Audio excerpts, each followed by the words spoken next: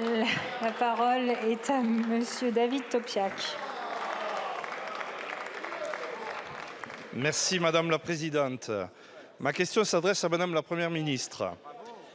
Alors que nous commençons aujourd'hui en séance l'examen du projet de loi de financement de la sécurité sociale pour 2024, les engagements pris dans le précédent n'ont pas tous encore été respectés.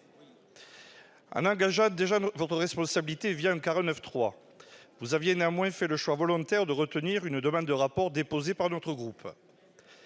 Celui-ci devait s'attacher à identifier les professionnels du soin, du médico-social et du social qui n'auraient pas bénéficié des mesures de revalorisation prises dans le cadre du Ségur de la santé et des accords Lafourcade. Très attendu par ces personnels, il devait être remis au Parlement fin juin. Or, il n'en a été rien. Je n'ai pas à vous rappeler ici combien, 3 ans après ces accords, il existe encore de nombreuses inégalités dans les structures entre les personnels, sans que l'on puisse avoir une vision claire de la situation.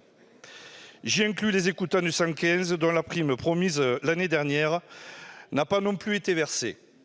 Il y a urgence. Nous parlons de personnel avec des salaires déjà peu élevés et proches du SMIC, qui subissent de plein fouet la crise inflationniste qui continue de s'appauvrir. Considérant le verre à moitié plein, vous affirmez que ce sont près de 700 000 salariés, dont 500 000 environ au titre du Ségur et des accords Lafourcade, qui ont été revalorisés. Certes, nous nous en félicitons, mais combien en sont encore exclus? Nous avons tous sur nos circonscriptions suffisamment d'exemples pour juger que ce rapport amènerait une clarification bienvenue. Alors que nos débats devraient vraisemblablement être interrompus très prochainement par un nouvel usage du 49.3, je regrette par avance que nous ne puissions toujours pas échanger sur les amendements que le groupe Lyotte a déposés, permettant d'évoquer le profond désarroi du secteur médico-social. Madame la Première ministre, les engagements pris devant la... Député. La parole est à Madame Aurore Bergé, ministre des Solidarités et des Familles. Merci Madame la Présidente, Mesdames et Messieurs les députés. Monsieur le député, déjà j'ai appris que vous n'aviez pas encore reçu le rapport qui devait vous être remis et donc j'ai interrogé les services pour qu'il vous soit remis avant la fin du mois, comme c'était évidemment nécessaire que ce soit le cas, de manière à ce que l'ensemble des délais à l'avenir soient tenus, parce que c'est évidemment ce que le gouvernement doit aux parlementaires. Donc ça, c'est le premier point.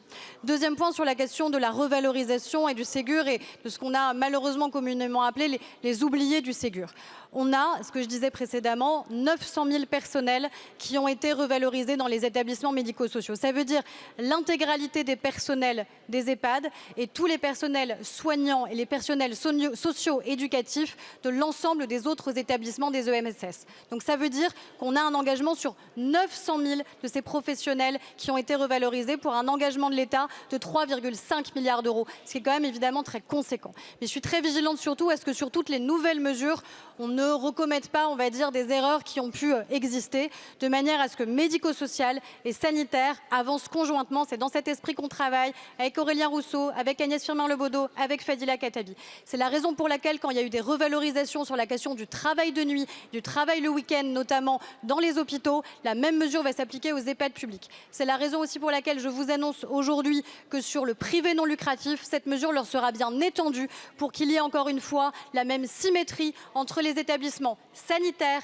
et les établissements médico-sociaux. Donc dans le PLFSS 2024 que vous avez à examiner à partir d'aujourd'hui, ce sera bien ces engagements qui seront tenus. On marche sur 2 jambes, le sanitaire et le médico-social. Il n'y en a pas une qui prévaut sur l'autre, parce qu'en vérité, elles sont évidemment conjointes de la manière avec laquelle on doit pouvoir reconnaître et revaloriser l'ensemble des professionnels du soin. Je vous remercie. Merci Madame.